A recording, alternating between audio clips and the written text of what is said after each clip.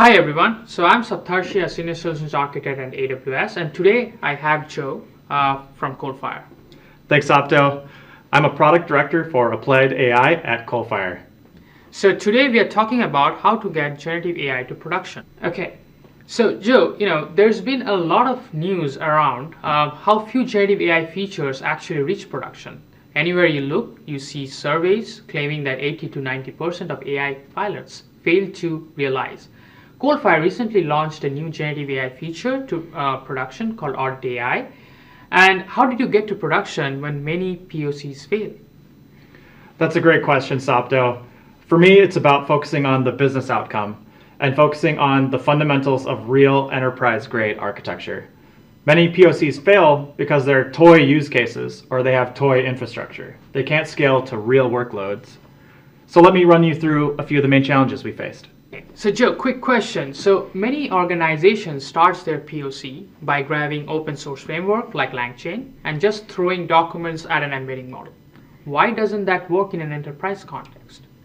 It's a great observation, Sapto. PDFs, many times they're going to come with tables, multi-column layouts, images, advanced enterprise content. Naive chunking is going to destroy this context. Simple text splitting is going to lose all of that. It's going to pick unnatural boundaries inside the document hierarchy, and ultimately that's going to produce bad context and low quality citations. What we're doing instead is we're using Amazon Bedrock data automation.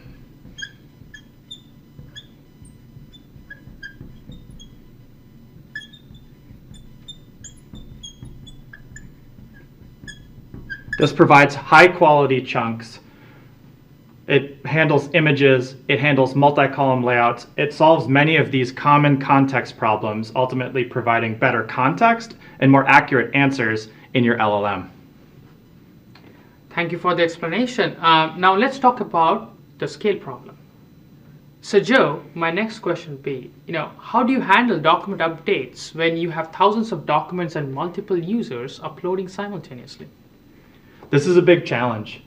If you are using a toy type infrastructure, it's going to fall down as soon as you have multiple users hitting this at the same time with multiple documents. So we use an event-driven architecture with AWS Lambdas.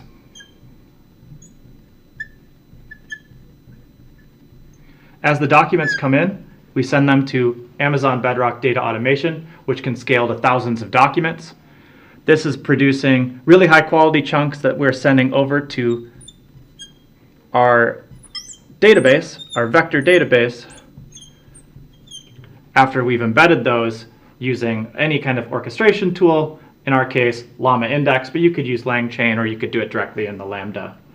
This way, we have parallel processing of our embeddings, we have parallel processing of our document parsing, and we have just-in-time infrastructure using Lambdas.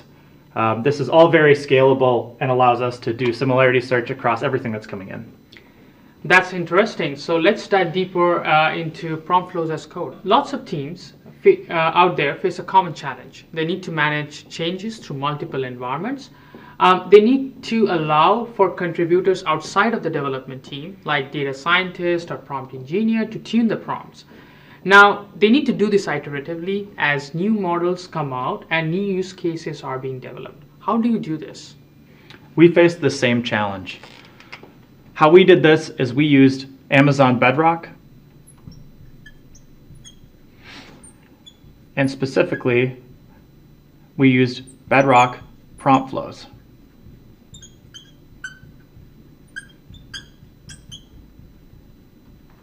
This let us allow our data scientists and prompt engineers to use a visual flow in prompt flows, define how our LLMs are orchestrated and what the steps are visually, and then we extract that as code, and we're able to deploy that out to all of our different environments. We have four for dev, QA, staging, and prod. We also manage our content through a content management database. Between these two items going into Bedrock, we're able to control the variables that go in as context, and we're also able to control the prompt flows. We're able to version those and deploy them across our infrastructure, making all of this work like our normal deployment schedule. We didn't have to come up with some sort of crazy new thing that we're going to do to manage prompts. Thank you. I think that's great. It's really interesting how are you managing to do all of this. You mentioned business outcomes at the beginning. What outcomes were you able to achieve with Amazon Bedrock? Outcomes are the most important part here.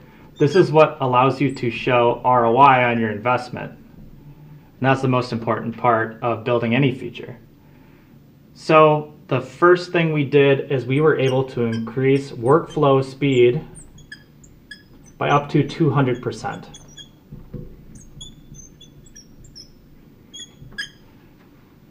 This means they were able to complete their end-to-end workflow a lot faster, and that's just pure time savings. On top of that, we were able to improve the accuracy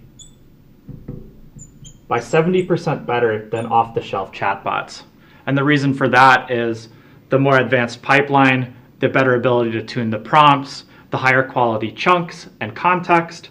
This all added up to a better outcome, meaning less time spent in human review, more time getting on to the next thing.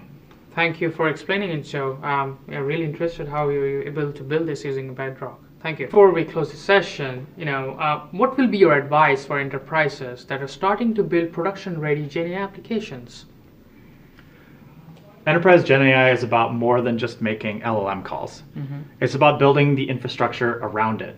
You need enterprise-grade document processing, like Bedrock Data Automation. You need a real deployment pipeline that can support all the environments you already have, and we can do that with AWS Lambdas. You need to manage your content, your flows, and your variables, and you can do that with Bedrock prompt flows. And basically what you need is an enterprise-grade scalable platform like Bedrock.